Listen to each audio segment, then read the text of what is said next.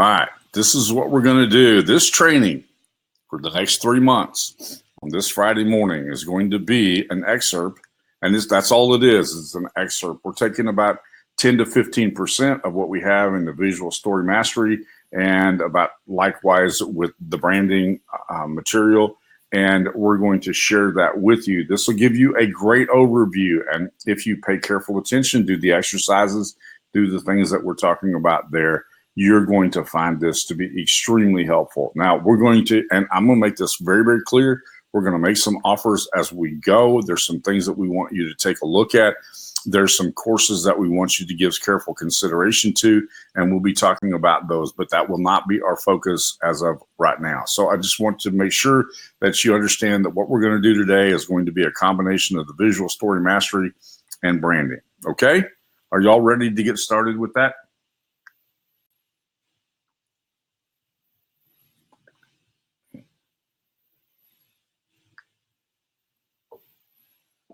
All right, looks like everybody's ready to get off and running.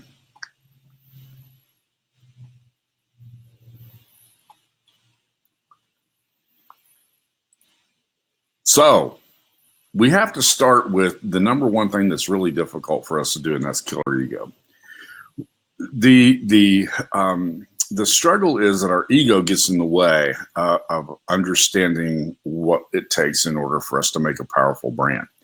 We want to get away from the old way of marketing, because the fact is that effective brand, effective business, effective sales has never been about you. It's never been about you. But we're seeing a trend to understand that today. Several years ago, I wrote, in collaboration with a couple of people from around the world, I wrote an article entitled Connect and Collaborate, which is the new paradigm of selling. And it's not about you. It's about the other person and what that's going to mean for your business. So the old way, let's talk about that real quickly. 10 years ago, the only thing the business gurus taught was entrepreneurs was how to make money. This was incredibly misguided, and it led to the current business identity crisis, okay? So y'all get that? There is a current identity crisis that is caused by the old style of selling, which was, let me tell you how to get rich. There was a saying that the customer is king, but the fact got so distorted and the entrepreneur became the king. The old method is clearly illustrated. All you have to do is go to YouTube and put in certain keywords like Shopify or how to make money online. And all of a sudden you'll get inundated with what you see here. And this is all focused on the other, it's all focused on the business owner. It is not focused at all on the customer. This is all about, you notice there's not a single headline in here that's about the customer. All of the headlines here are all about the business owner, the entrepreneur, the guru who's going to sell you a program. Does that make sense to everybody? What this caused was a bunch of misguided, misled entrepreneurs who got into business for the purpose of making money for themselves. And this has created such an issue. This has created such an issue today, and it's created a great deal of confusion, particularly in the online space. So when the going got tough, as it always does in business, they didn't have a valid reason why they should shoulder on, and they gave up, and they blamed the gurus for misleading them. Saw an amazing video done the other day by a guy who showed his frustration with the gurus. But I did everything the guru said that I could do, and I spent 5 minutes a day working on my business, and nothing happened. And that leads to those kinds of frustrations, okay? The truth is that greed is never a good master. Greed is not a good reason to be in business, okay? And making money will never be your calling in life. We talked about that last week. I've talked about that several times as we have gone through these Friday webinars, that if your goal is simply to make money, then you'll never know if you reach the goal, and it makes a terrible, terrible master in life. So let's switch gears just a little bit. Why it's never been about you. Let's take a look at why it's never been about you. I'm going to give you some examples as we go. The purpose of a business is to fulfill the wants and needs of its customers.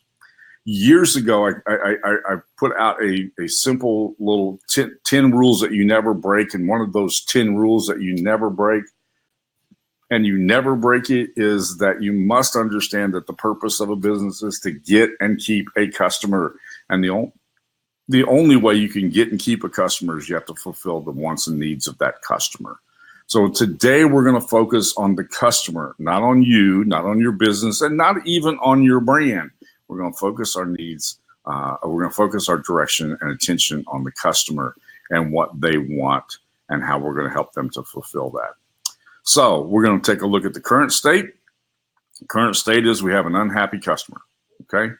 We have an unhappy customer, and he has a desired state, and that is to be happy. So let's just take this customer on a simple journey. So I wake up in the morning, and my toilet's leaking. My current state is I'm unhappy because now I have water running out on the floor. Does that make sense to everybody? What I need and what I really want is to get that leak fixed. That's what I'm looking for.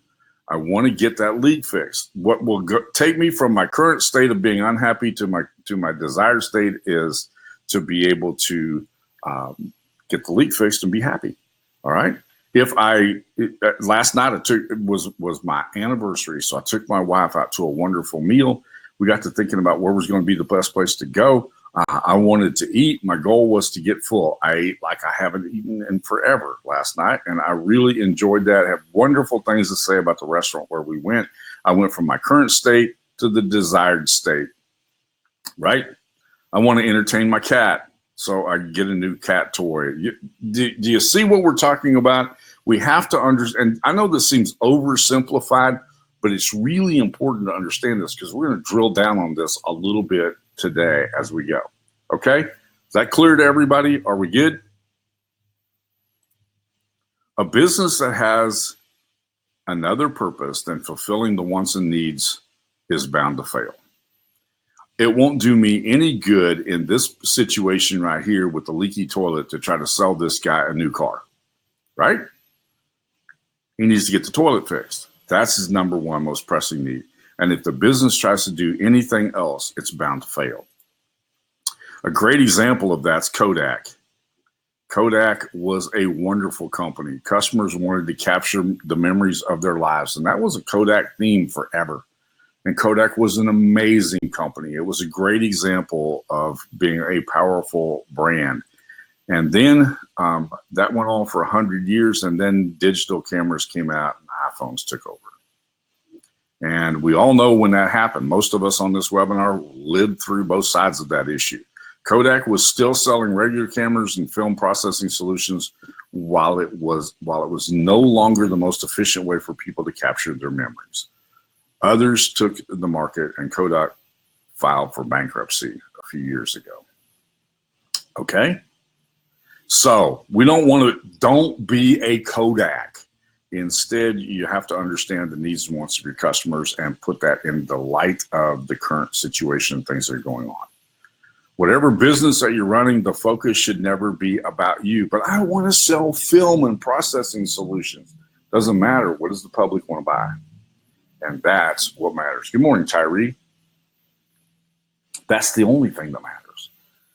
Whatever business that you're in, the focus shouldn't be about you. It should be about getting and keeping a customer. And the way you do that is you meet their needs, right? In fact, your business is nothing but a tool in somebody else's life. That may be the most ego-crushing thing that there is. Your business is simply a tool.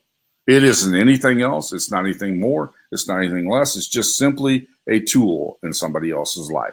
Once we understand that, it makes a powerful difference in how we approach our business, our brand, and the customer.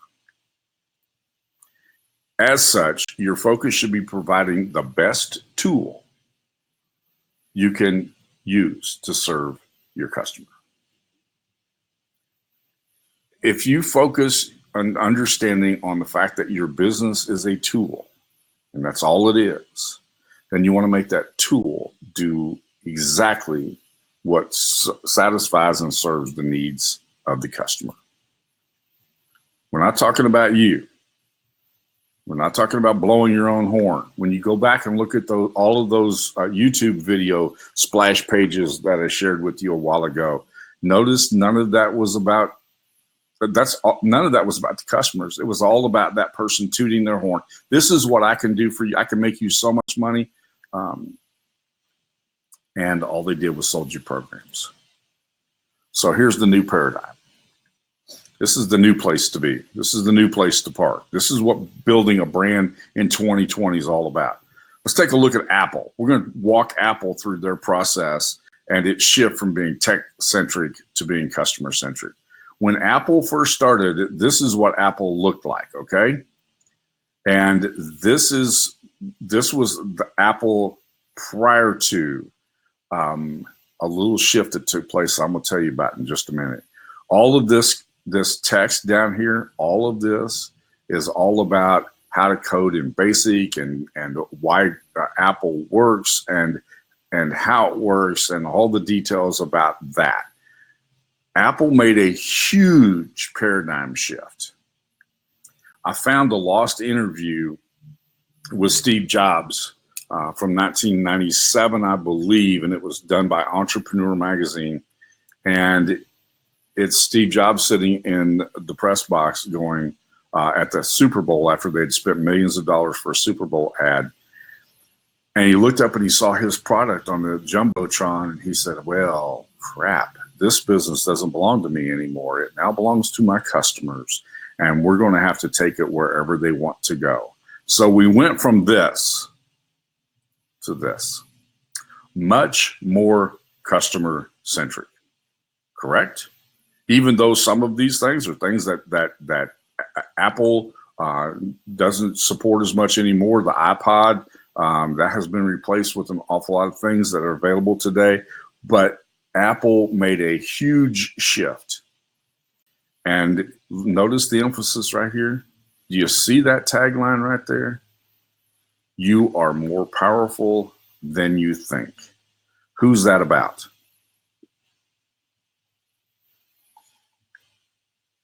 I'm waiting.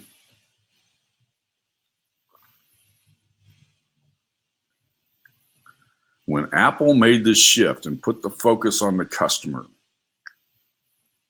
they became the most iconic brand in the world. Probably no more readily identified logo than that little thing right there.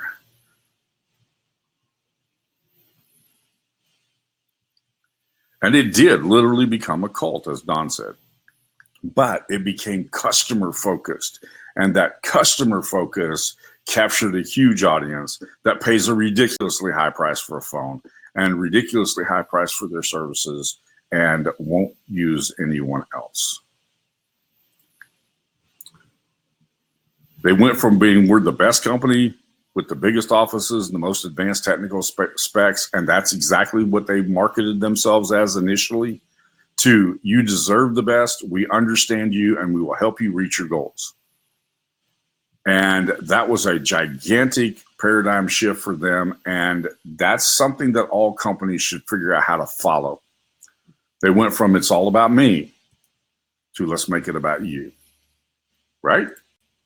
Your stories, your brand, your visuals should all be geared towards the user first and how you help them transform and achieve their goals. Everything that you do, your stories, your brand, your visuals, everything should focus on the other person, not you, and how you're going to help them to transform and achieve their goals. The way Apple got a cult following was they made it about their customers, not about them. So what it means for your business, you need to kill your ego and make the customer hero the center of your visual story marketing. You need a new story. You're no longer telling your story, but you're telling the story of your customer. Before, we just released a new product that revolutionizes everything. 2, if you ever wanted to do this, your life is about to get a whole lot easier. Do you see the shift here?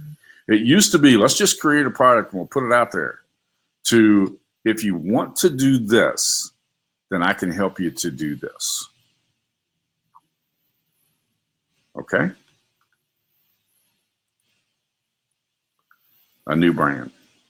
Your brand strategy, your culture, your identity will now align itself to the wants and the needs of your customer, so that when they find you, they're not finding about you, they're finding themselves and the solution to their problems.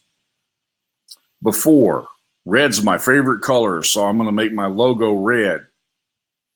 What I understand about my customer is that they value trust above everything else. So blue is going to be my color, because from a psychological standpoint, blue is far more capable of accomplishing trust than red is. I make my brand. I make my branding colors. We spent a whole Friday webinar talking about this one day, about the fact that some people, and we used red as the color, and we talked about that. And I had a client who was convinced that red was a female color and all women would be attracted to the color red, when the fact is that wasn't true at all. And testing proved that it wasn't true. We've got to get away from what's your favorite color to what's going to make the customer feel the most comfortable. Correct? Do you all understand that shift? That's really, really an important shift. Very, very important shift.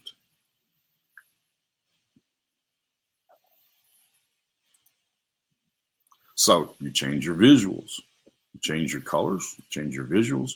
Your visual story marketing should be an extension of the stories that you tell and your brand identity, and as such should be here to serve and to make your customers feel something about their journey. Now, this is really important. We're going to take that visual story. There is the actual story and there's a visual story, and those two things need to be in complete compliance. They need to be in complete agreement. They need to align totally together. And we're focusing on the visual story. The visual story should be an extension of the stories that you tell. See the connection? And your brand identity, and as such should be here to serve and to make your customers feel something about their journey. If we get time, I have an interesting story about a marketing journey. The new visuals. Before, I need a Facebook cover. And I see this. I have people who contact me all the time and say, I need a Facebook cover. But the real question is, what do your customers need to feel? What do your customers want to feel when they visit your Facebook page? That's far more important. Far more important. If I discover that my customers are mostly on Instagram, then Instagram has a completely different look, feel, a completely different kind of clientele than maybe what I've had in the past. And so I need to move from this, I need a Facebook cover, to considering before anything else, what do I want my customer to feel? What do I want my customer to feel? Because that's really, that's going to be the key to making your brand work. So this is what you can expect from this course. We're going to redefine your customer story as the centerpiece of your marketing. And I'm going to talk about that customer story for the next month. So we got to get comfortable with this. The customer has a story. Something brought them to you.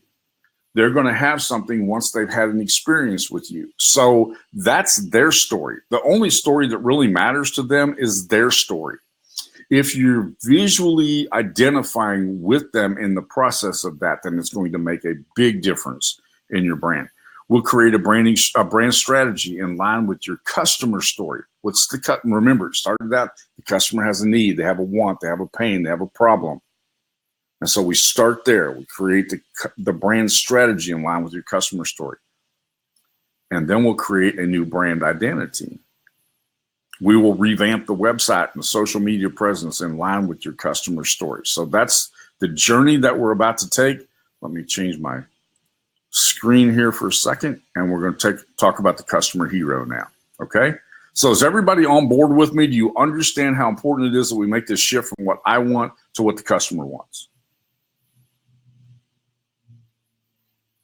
All right. We're talking about the hero's journey. My customer is my hero because guess who pays my bills? My customer does, right? It's my customer's journey. So we're going to focus our attention on the customer's journey, and we're going to create a customer hero story. We're going to talk about the story right now. The hero's journey. Every great story follows a narrative and an arc called the hero story. I'm going to take you through this arc called the hero story. This has been practiced for a long, long time. First identified as the Monomyth by Joseph Campbell, and what he found is that across all civilizations and all stories, they all had the same structure.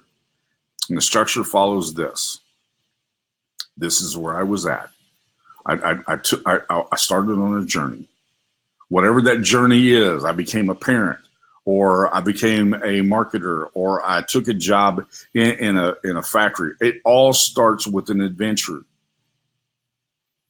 And then they began to discover that there's some issues. They realized that they weren't going to be able to take that venture on their own. And they needed some help along the way. That's where the threshold comes. So that's where the helper gets introduced into the story. The helper's never the key factor in the story. It's never the most important person. They're just there to provide something that's going to be beneficial. And so then the person on the journey sees that helper as a mentor, somebody that they take advice and direction from, and they follow that on what we call the hero's journey. And they run into certain challenges along the way. Sometimes the helper's there when they run into that challenge, and sometimes they remember what the helper taught them. And sometimes they reflect back upon that mentorship that they spent with them when they run into those really deep and dark and dreary holes that you can fall into along your way. So then that brings them to, I applied things I learned over here in the crucible of a real life, and a transformation took place. I got back on my journey, and away we went. Okay, you all follow that? That's a pretty common theme, okay? Same thing's true in Star Wars. We have the whole Star Wars ordeal here that takes place, that you know, how they went through this whole unusual journey to get to the arrival spot and back to the beginning, okay? What brought them on that journey to begin with actually was fulfilled. The stories resonate deeply with the human psyche. We are wired, our brains are wired, our being is wired, our emotions are wired to resonate with stories. That's why this format that you see right here in some variation has been used by every single Hollywood blockbuster. You can take this and apply this same theme to just about anything that happens. My wife and I will watch a movie and I'll tell her what's going to happen next. And she's like, how did you know that? Because it fits a pattern. It fits a pattern. They always fit a pattern. Now, there may be a little bit of a twist to this or a little bit of a twist to that, but the pattern always remains the same because we're wired for stories. And once you master the art of storytelling, you figure out exactly where those stories are going. So let's figure out where the customer's story is at. Your customer's journey is just like the hero journey here. Okay, so start thinking about your customer as being on that hero journey, and how do you fit the role of mentor and helper? Is that clear to everybody? That mentor and helper thing is really, really important as where you enter the picture on the customer's journey. This is why we call your ideal fictionalized customer the customer hero. What you call something is extremely important, right? We talk about that a lot. What I call something, once I change the language, it makes all the difference in the world. I begin to see the other person in a different way. And if I call the customer hero, who's on a hero's journey, and I'm the mentor, I'm the helper, it changes the way I deal with that person. And it's much more effective. Remember this? All right, let's take this hero's journey and we'll apply it to the customer journey. Customer has a want. They have a need for help. Along comes the helper, the mentor, the guide that's going to come along the way. They provide the guidance. The want then runs into a challenge. Well, maybe I want my toilet fixed, but that plumber's too expensive. Or maybe I need my heating and air conditioning system replaced, but the challenge that I have is how am I going to afford that? Understand? Does that change the role of the helper or the mentor providing guidance here? Hey, there's Bertrand. Does that change anything? Does that change anything along the way? This challenge? No, but it needs to be taken into consideration, this customer's journey. You know this is going to happen, right? You know it's going to happen. And then comes the transformation, and that need or want or desire gets satisfied. We'll start out with the leaky pipe. Person has a leaky pipe. They call the plumber. That becomes the helper, right? And then the plumber fixed the pipe. And he had to pay the bill, and his problem was transformed into a good experience. Okay, we got to think about the customer's journey, customer's experience along the way, and what we're going to do. Let's apply another visual here. Another way to put it is like this: the customer is unhappy. They have a want for something. All right, they need help. They meet the helper.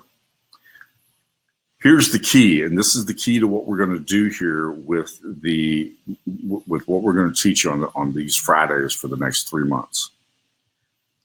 The helper's expecting this person right here with this want, recognizing their need for help.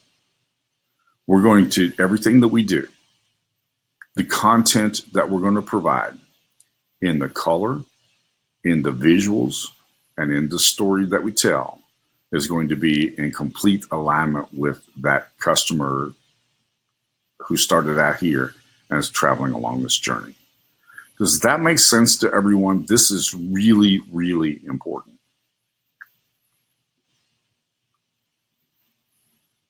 And this is where the guidance becomes important. This guidance, however we provide it, whether it's something physical like fixing the toilet, or whether it's something like an online course, whatever this guidance is, we've anticipated where that customer's at. What's their pain? What's their problem? What's their need? What is it that they're trying to satisfy? They've reached a point where they're ready to pay somebody to help. Then they meet the helper. The helper has completely anticipated what that customer's need is going to be. This is the reason why, and you've heard me talk about this a lot, this is the reason why it's a good idea for you to have multiple landing pages for whatever that need might be. But we're going to take just one, and we're going to filter this all the way through so that everything that happens here is consistent with the guidance right here must be in complete alignment with their need for help. Everybody following me? And then whatever the challenges are, we're going to be able to address those challenges that will result in a transformation. That's the process that we're going to teach you and we're going to take you through over the next 3 months. With or without you, your customers are living a journey of their own, made up of aspirations and tribulations. You must assume your role as the helper or mentor in your customer's journey. You are not there to be the hero. You're there to make them the hero. Hardest thing I ever did was to go from thinking that I was the hero to understanding that I was the helper or the mentor.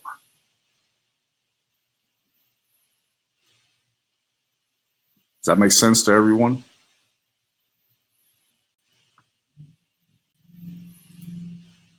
The first step toward positioning yourself as the mentor when your customer reaches you is to prepare for their arrival by creating a customer hero story. All right? I traveled for 25 years. I used to stay in a particular brand of hotel. They knew when I arrived, they knew what I wanted because they kept track. They watched. They paid careful attention. And they made sure. They called me by my first name when I arrived. They made sure that I had in my room the things I was looking for. All of those things were ready because they were there to be the mentor. They were there to be the helper. They wanted to make my experience as powerful as possible because they knew that the role that I played was going to be important for them. But I wasn't, but they were just simply going to make sure that I had the best experience possible. So let's take a look at how do we create a customer hero story. We have a worksheet. We're going to take you through that worksheet. The best way to attract your ideal customer is to start talking to him, right? Guess what the hotel did? They had survey forms that we filled out. They would have asked me questions as I was leaving. How was your experience? Did you find everything the way you wanted? What are they doing? They're talking to their customer. And to do so, you need to understand the customer and at which stage of their journey they're at when they meet you. Do they recognize their need for help yet? Or are they just frustrated by the problem? Have to know where they're at in that stage. That's an awareness stage, but you have to know where they're at in that process. The only way you're going to know that is you have to talk to them. I was coaching a client one time and I said, have you talked to anyone about this? He said, are you kidding? I've made this presentation to my dog. I've made it to a lamppost. I've made it to my doorway. I said, when are you going to talk to a real person? Because the real person is the thing that matters. You've got to talk to your customers. Your dog is not your buyer. Your lamppost is not your buyer. You have to talk to real people. And the only way you're going to know where they're at on the journey is you've got to talk to them. Here's things that you can do. You can talk to them in person. So, Mr. Mulford, could you explain to us how was your visit here? Is there anything you'd like to tell us about your visit? Or you could do an online survey, or in that case, in those days, they were still doing paper surveys. And they would encourage you to turn that in at the end of your visit. You can use Google Analytics, and you can discover things about your client or your potential customer from Google Analytics. And you can take a look at where does this person come from, or what other groups do they belong to, or what is their online behaviors. You can see that from Google Analytics. What competitors, blogs, forums, Facebooks, what can you learn from there? You can learn so much from going to a Facebook group and just watching, observing what people do and the questions that they ask. What language are they using? How are they describing their want, their need, that kind of a thing? Those are places where you discover what your customer is all about. And then you're going to have some intuition. There's going to be some things that you can test a hypothesis. I created a marketing message one time, got paid a fortune for creating a marketing message that was very, very brief. It's one sentence for an insurance company. And we tested that for over a year. We tweaked it. We found out that this worked well, this didn't work so well. So we would tweak it. If you're an entrepreneur, you test everything. If you're going to help the customer along the way, I got paid for that sentence, Robin. You're going to teach, and I'll teach you that somewhere along the way, but not today because I got plenty of things to do here. But you have to test the things that you do. You have to test those things out. You have to discover what's going to be your ideal customer. And I'm going to show you a starting spot. It's important to understand that this is an exercise you should repeat at least once a quarter until you get a clearer picture of your ideal customers. You do this over and over and over again, okay? The next thing is you open the Customer Hero worksheet and you make a copy and save it to your Google Docs so that you'll have that customer journey. And I'm going to show that to you in just a second, okay? And it looks just like this, okay? So give me a second. I'm going to change my screen, and then I'm going to show you where we plug that other sentence in just a second. All right? So hang on here while I switch my screen.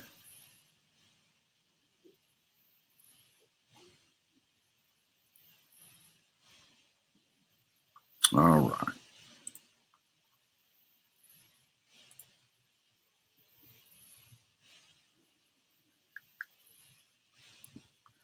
And I'm going to give you a link to this.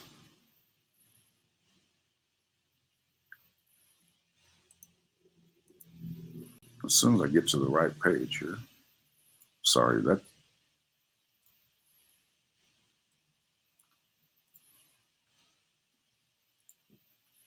Well, excuse me.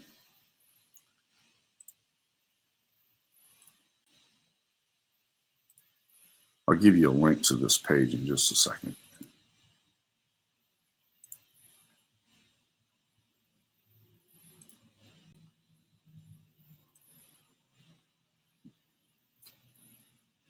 All right, can you see your customer, this hero? Can you see that?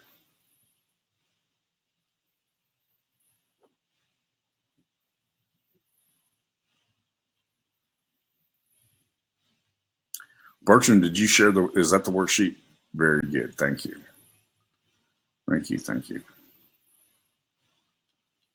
All right, this is a simple worksheet. It's done in Google Docs. The way that you make it yours is you simply go up here to File, and you type in you select make a copy, and then that'll give you a copy that you can put on your drive in your folder, and then it's yours, and then you can customize it. So this is what that looks like, all right? I'm going to go through this rather quickly. We have about 20 minutes left, so I'm going to go through this as quickly as I can. My customer, and in this case, my customer is going to be called Frank, okay? And that's my customer hero. This is sometimes referred to as your avatar. I never liked the word avatar because that didn't really say anything.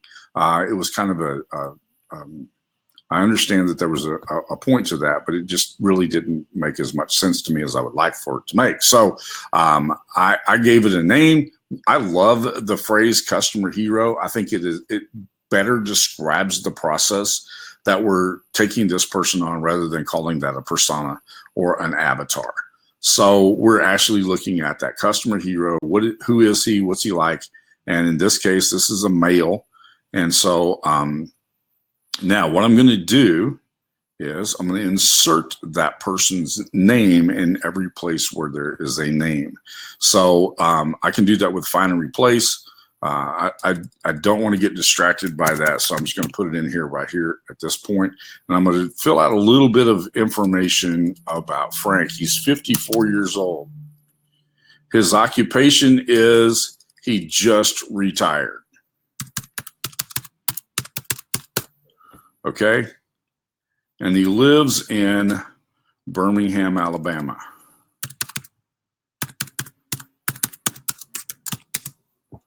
Okay?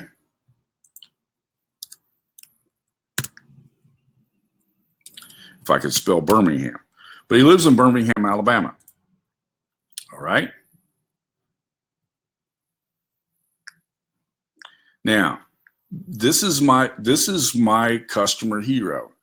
This guy's 54 years old and he just retired. What do I know about people who are 55 years old and they're just retired? That's what I'm going to look for, right? What do I need to know about Frank, who's 55 years or 54 years old and he just retired? He's going to be married, right?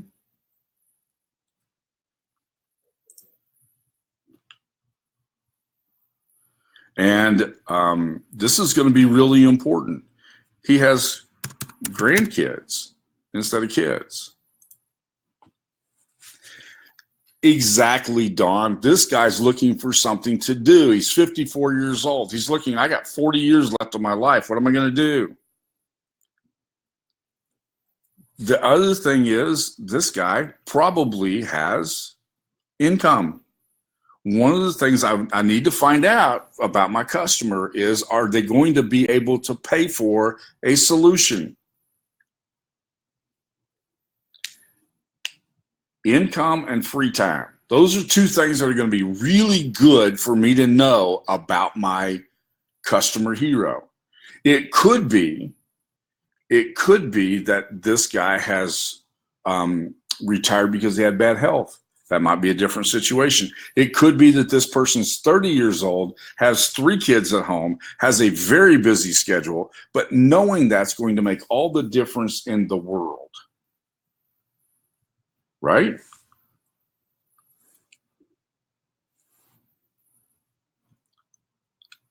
So how does he begin his day?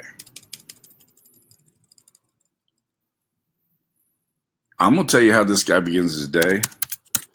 Dreaming of what to do next.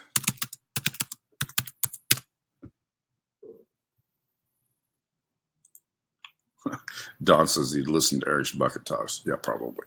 But do you understand how important that question is? How do they start their day? In this case, Frank's starting his day by wondering, what can I do next? He has been at home for a week and he's like, I got to do something else. I can't just sit around the house and watch the leaves change colors. I got to do something else. So what does he do over the course of the day?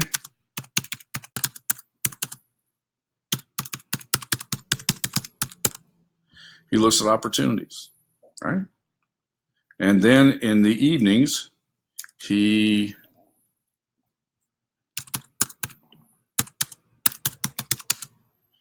reads about places to travel.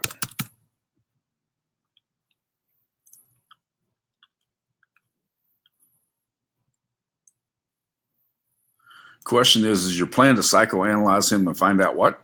My plan is to find out how do I market to this person? Where's their journey so that they meet me on that journey and I take them in the next step in the process, right? Now, I know some really important things right here in this sentence. These are extremely important because remember, I want to pick this person up on their journey. I want to pick this.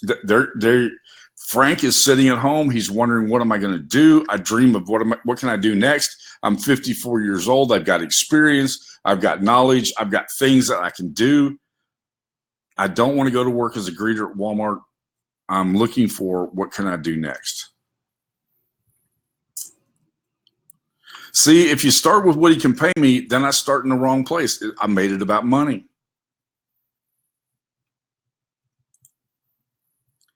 But the better I describe this person, the easier it is for me to think about them rather than about me.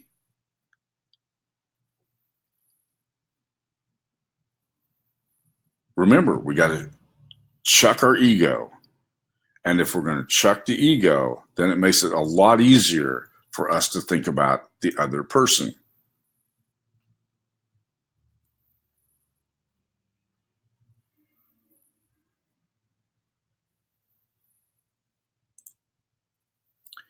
Now, this statement right here is exactly what Don just said. Give him a way to discover his value. What he's doing now is he's looking at the next stage of his life and what opportunities are there and where can he make a difference. And obviously he's thinking about those grandkids, right? He doesn't want to do anything that ties him to a particular piece of geography, right? You already know that. Do you see how important this is in the process?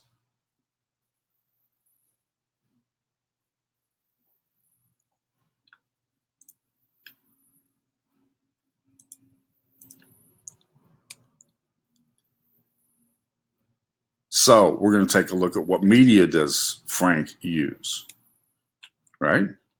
I need to know what media is Frank using because that will give me an indication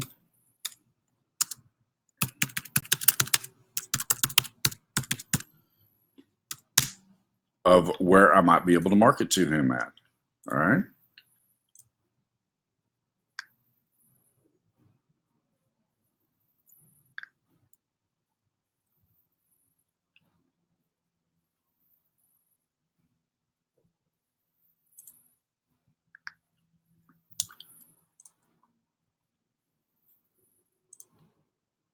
So he likes to look at Facebook. Why is he looking at Facebook? Somebody tell me, why is he looking at Facebook?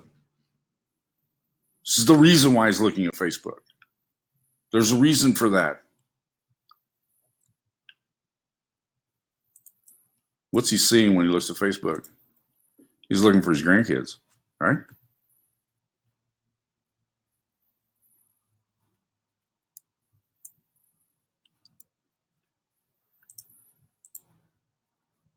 Do you understand how important this is and how I'm going to be able to pick up Frank on his journey? He's wondering, what do I do next? It's really important to use a picture of Frank over here. I was going to grab a picture of Frank. I just didn't get it done before I got on today. But he's 54. His former occupation, this is really important. He was a business manager.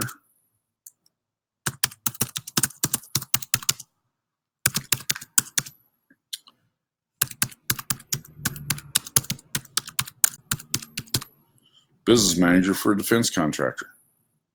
Okay. You got that? So now I'm going to try to get through this pretty quickly. Y'all have a link to that.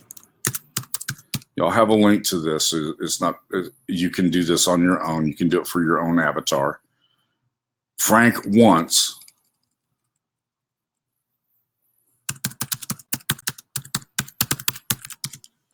Frank said, hey, it'd be great if I could just start my own business. Right? So Frank wants to start his own business. I'd give him something that he could do. He doesn't want to start a brick and mortar business because he likes to travel.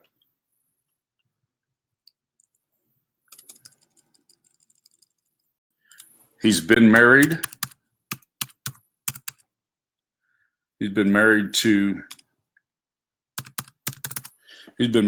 a job forever, right? So he wants to get away from that and move into something that makes it easy for him to be able to not be tied to the geography. He might want to go visit his grandkids. They might live in 3 different cities, and but the problem that he has, now this is really important because this is where you meet the customer on their journey, right? This is that story. This is the hero story. The problem that he has is that he's always had a company. He's always had company resources. He's always been able to depend upon company resources. Somebody else marketed for him. Somebody else handled his tech issues. Somebody else handled all of the problems and all the situations that came up. Somebody else answered the phone. Somebody else made copies. He's always had those company resources, and now he doesn't. And this is his big hang up. Is everybody tracking with me?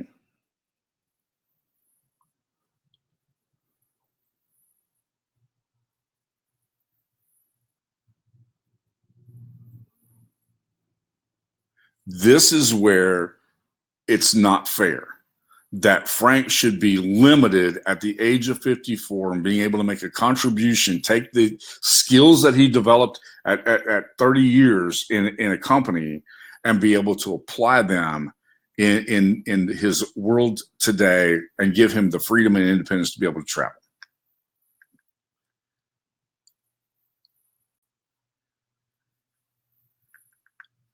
Does that make sense to everybody? This is the key. This is the key right here. It's not fair.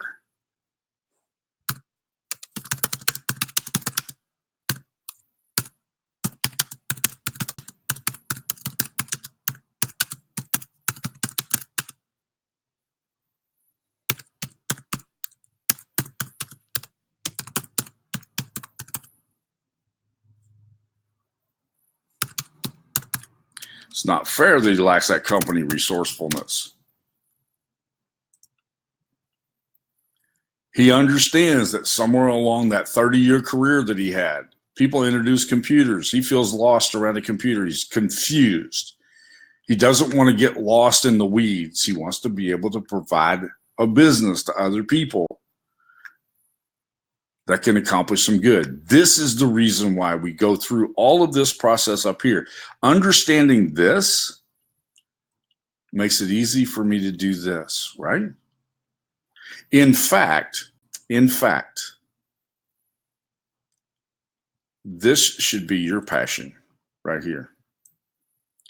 It should be your passion to be the mentor along the way. It should be your passion to be the helper to the person who struggles right here. Whatever the right here is, whatever it is that you see that's not fair, that's your passion. That's the problem you're there to solve. That's the thing that you're going to fix. Does that make sense to everyone?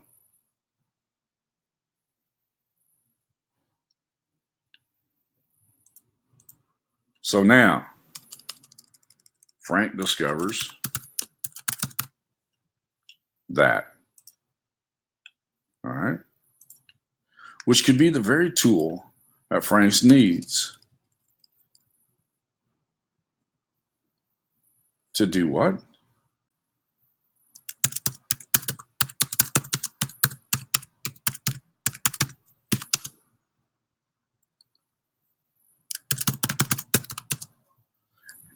And we can define what that business is in just a minute.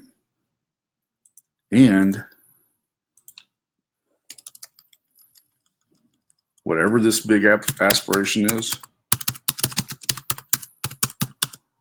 maybe be free to travel, maybe be free to see the grandkids, maybe have time to see the grandkids, right? So this is where our visual story,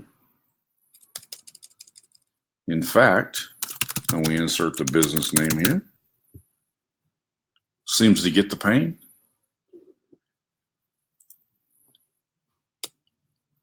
And uses social proof like testimonies, all right? Or pictures of grandkids or whatever. Or a tagline that gets repeated.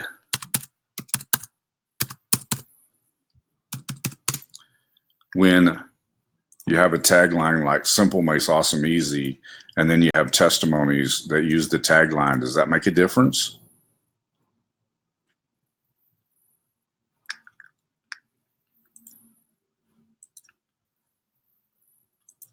Do you understand where we're going? We've got 4 minutes to finish this worksheet. How many of you feel confident you can do this yourself? Before I give you the last few things here.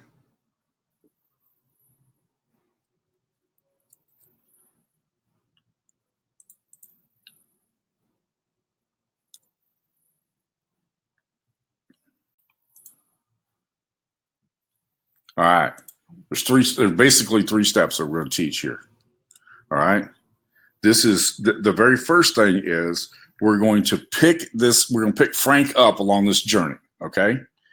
And we're going to help Frank to implement this business, this coaching business, using his experience from his time as a business manager for a defense contractor.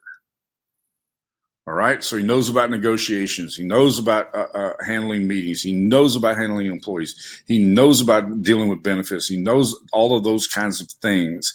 And that's going to be helpful. So now we're going to help Frank to dream about that business. All right. Step 2 is we're going to put in, how's he going to implement that? And then step 3 is we're going to put in here the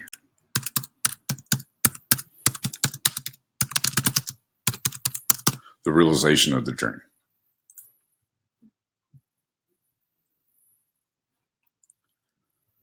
Ken's asking a great question. I'm going to address that in just a second. This gives Frank a renewed confidence that he can accomplish that, because we have addressed Frank's biggest fear over here. He didn't have the company resourcefulness. So now we're going to provide that back office resourcefulness for him. Okay.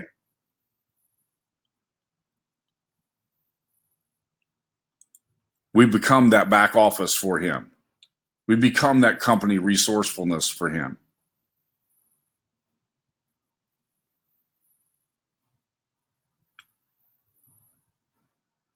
The only thing that's missing is they need to agree to work with the helper. And you're the helper there. You've met them along the way. You've given them a vision for the business that they can accomplish. You've made it easy for them to be able to implement that. And then you show them what the realization of that dream is going to look like. So she pictures herself, or Frank pictures himself, as accomplishing that goal of having that independent business that allows him to be able to travel, allows him to be able to spend time with the grandkids, allows him to be able to do whatever it is that fits in the blank up here.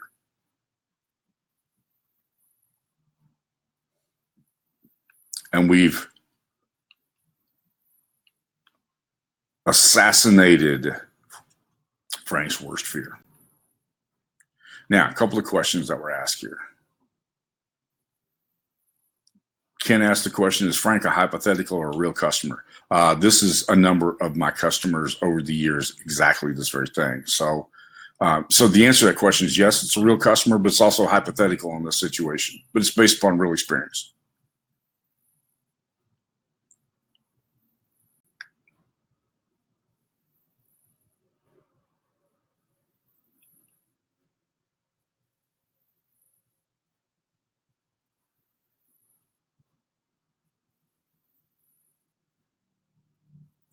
All right, does that make sense to everybody? Are you all on the same page? Does everybody have the worksheet? Does anybody need that before I go?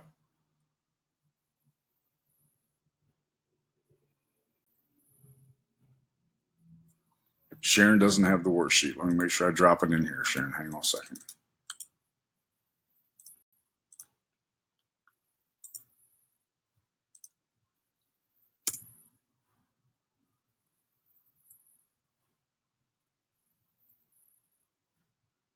You have to start with one client. You have to start with one client. You can't start with a list. You have to start with one person. How do I fix the problem for one person?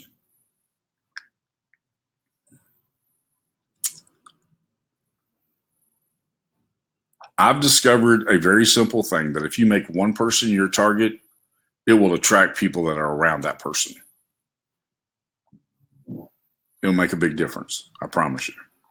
Okay. Any other questions before we go? Everybody's got the worksheet. You know what you're supposed to do. You're supposed to fill that worksheet out for next week. Okay. And we'll take this to step 2.